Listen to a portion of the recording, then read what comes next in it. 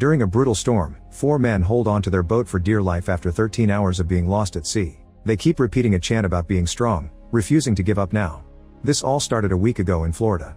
Nick works as a personal trainer at an important training camp, where he befriends NFL players Marquis and Corey.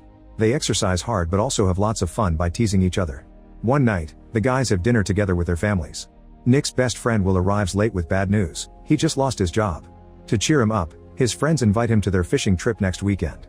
On Saturday morning, Will shows up too early and makes noise until Nick leaves the bed. Then he takes over the kitchen to make 40 sandwiches at record speed. Will and Nick leave together for Marquis' home and finally see the boat. It's supposed to hold 11 people, but the duo thinks it looks too small. Marquis' house is a bit of a mess because he's getting things ready to move.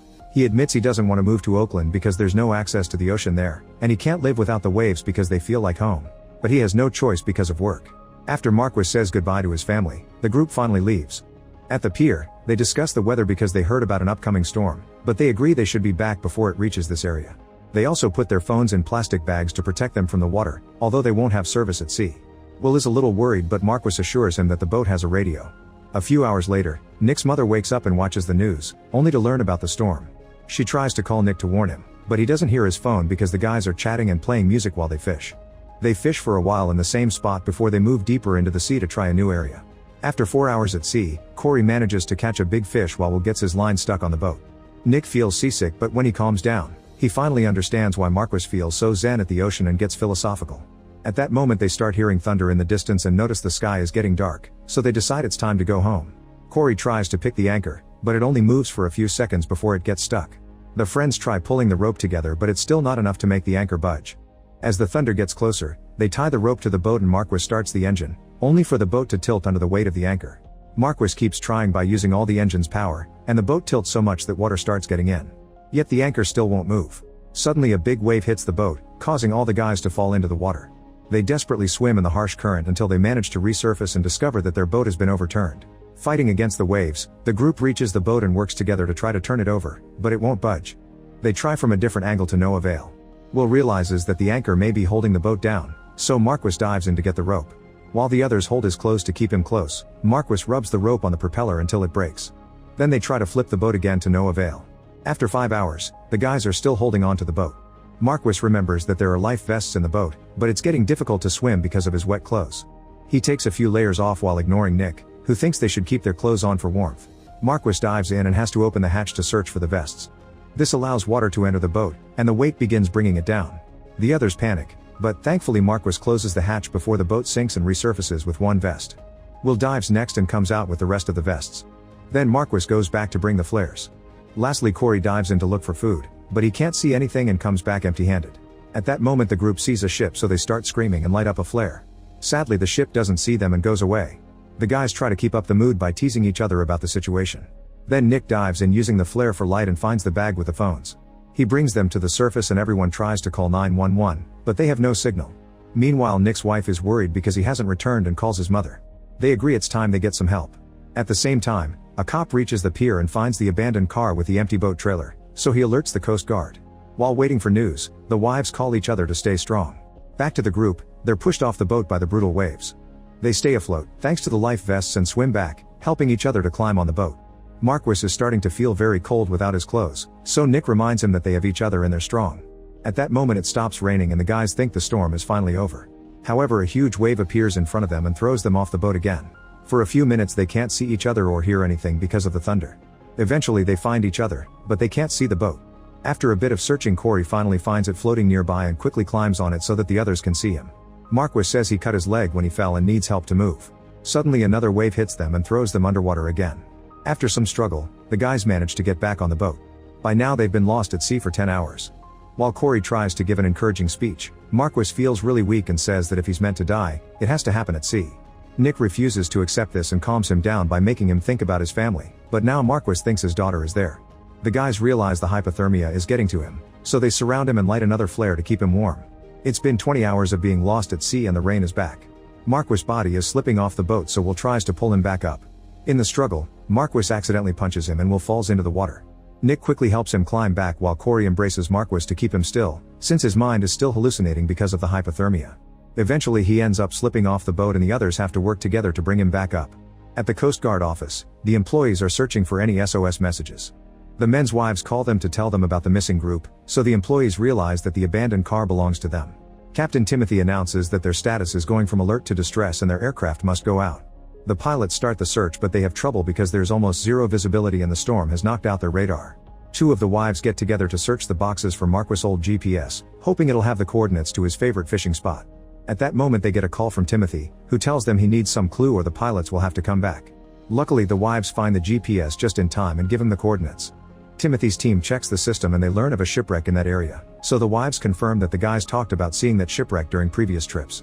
Timothy immediately sends the aircraft in that direction. On the boat, the guys tell Marquis to open his mouth and drink the rain.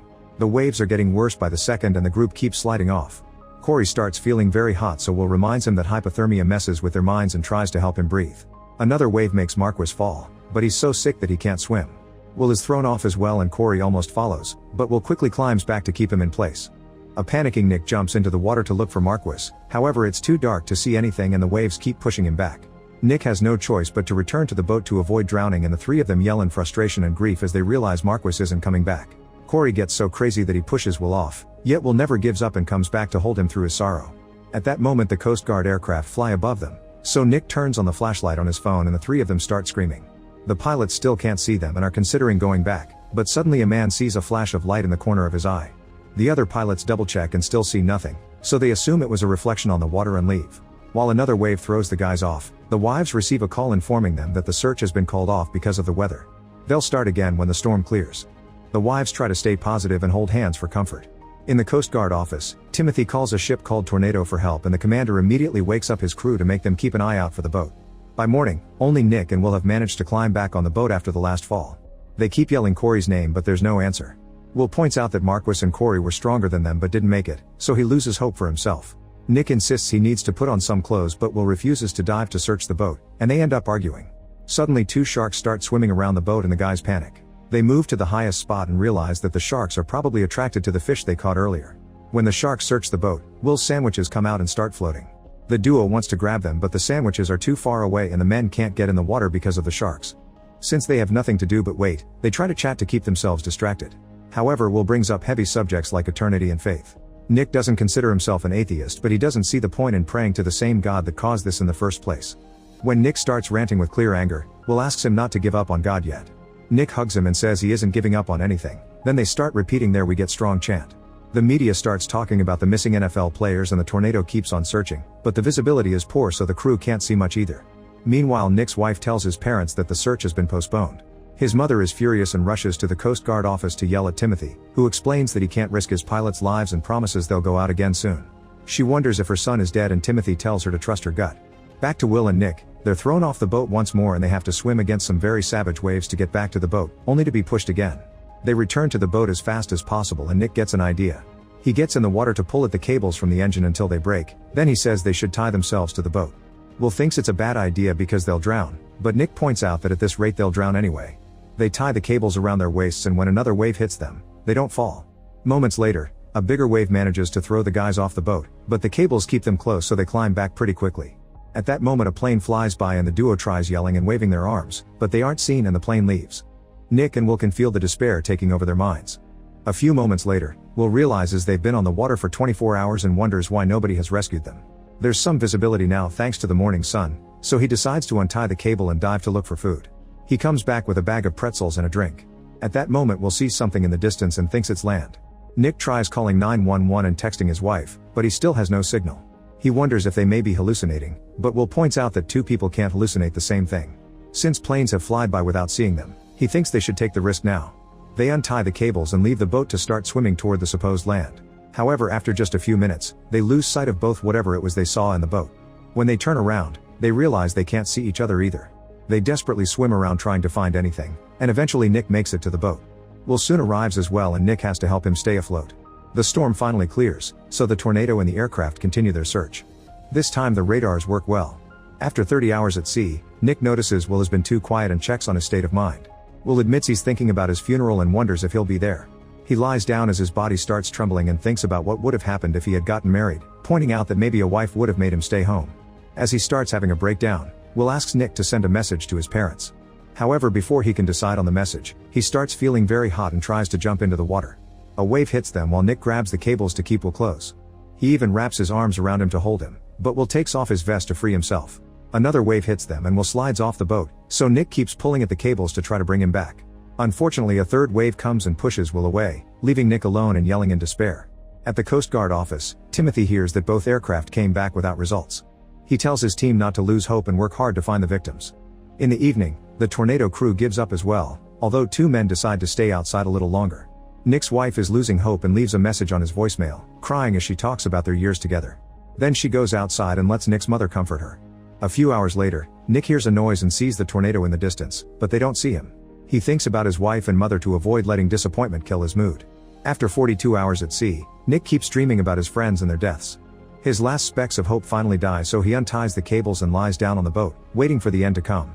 At that moment, the tornado finally sees him and they send out a boat to rescue him. Timothy receives the news on the radio and immediately sends out the aircraft as well. A helicopter soon lowers a stretcher and Nick finally gets to leave the sea safely. The tornado crew and the Coast Guard celebrate their success while paramedics take care of Nick's injuries. Timothy calls Nick's family and they get to celebrate, but the other wives aren't so lucky. 6 months later, Nick can hear his friend screams every time he is near water. This is based on a true story. The search for the other men continued for several days, but it had to be called off and the victims were declared lost at sea. Make sure to subscribe and turn on notifications so you can watch more videos like this. Thanks for watching.